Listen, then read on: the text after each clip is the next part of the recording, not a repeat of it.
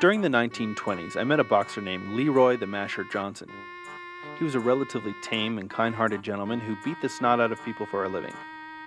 Normally, he did quite well, and very often he knocked his opponent out in the first 20 seconds. This, unfortunately, was not one of those times. Luckily for him, he had an extremely high tolerance for pain. I told him he should look for a sport that involves a little less bodily harm. Like, for instance, golf.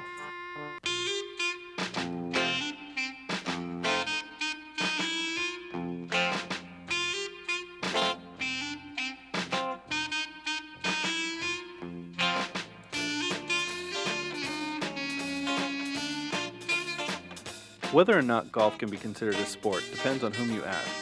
Those who play the game frequently describe it as a true test of skill, patience, and hand-to-eye coordination.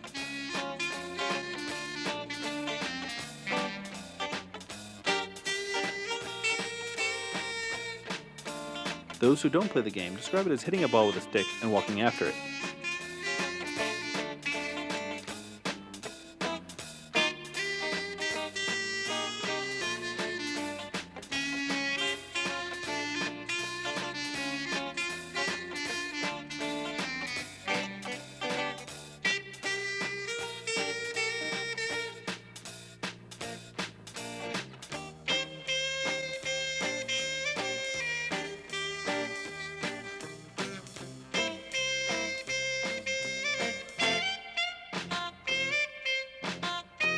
Another game I've discovered was called tennis.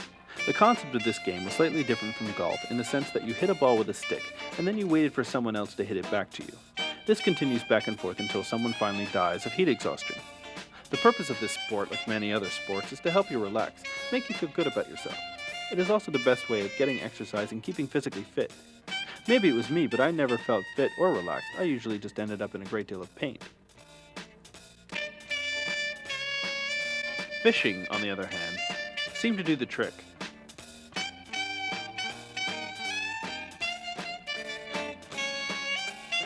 There was nothing more tranquil than lying in the sun, throwing back a pop or two, and just wasting the day away. It was a very strange-looking fish I caught that day, and no one believed me when I told them how big it was. Later on that evening, I decided to scale it and cook it up for dinner. The smell was god-awful, but it didn't taste half bad when I dipped it in some melted butter.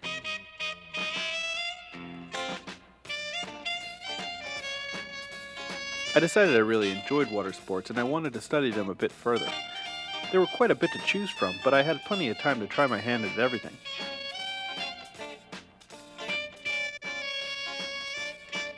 Surfing is by far my favorite of the water-based activities. It is a true test of man against nature.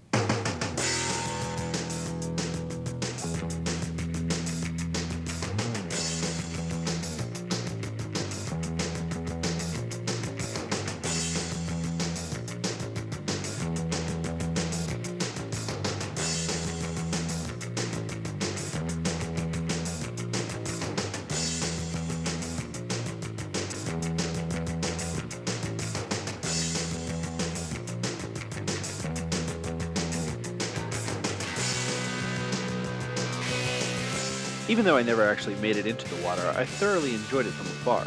I figured this would be a good time to take in some of the other beach activities.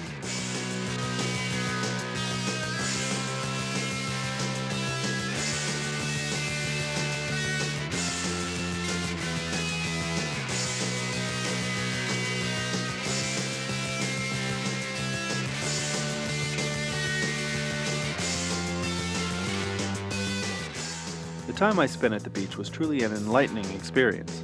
Never before had I been so emotionally content. Whether I was coasting freely wearing shoes with wheels, or sitting idly on a sun-drenched beach, I was always in a positive state of mind. I'm assuming this is why beaches are so crowded on days when people don't have to go to work. The thing I can't figure out is why it always rains on weekends and holidays. Is there some ecological reaction when crowds of people hit the salt air, or are the locals doing it on purpose?